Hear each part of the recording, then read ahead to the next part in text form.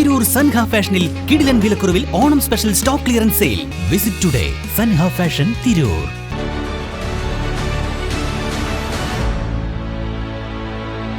നമസ്കാരം, വെട്ട news on ടൈമിലേക്ക് സ്വാഗതം. കല്യാണം ഇനി വേറെ level. Basid wedding mall, Basid arcade, Poongottukulam, Tirur. Tirur Rajiv Gandhi stadium ദേശീയ നിലവാരത്തിൽ നവീകരിക്കാൻ വഴി തെളിയുന്നു.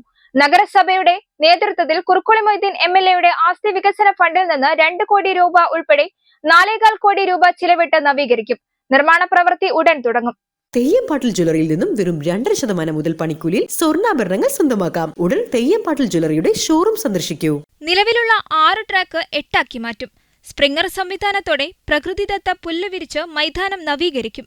ഇതിന് 1.5 കോടി രൂപയാണ് കണക്കാക്കിയത്. സ്റ്റേഡിയം ഭൂമി സംരക്ഷണത്തിനും ജലലഭ്യതയ്ക്കുള്ള കിണർ ടാങ്ക് സൗകര്യങ്ങൾക്കായി 45 ലക്ഷം രൂപയുണ്ട്.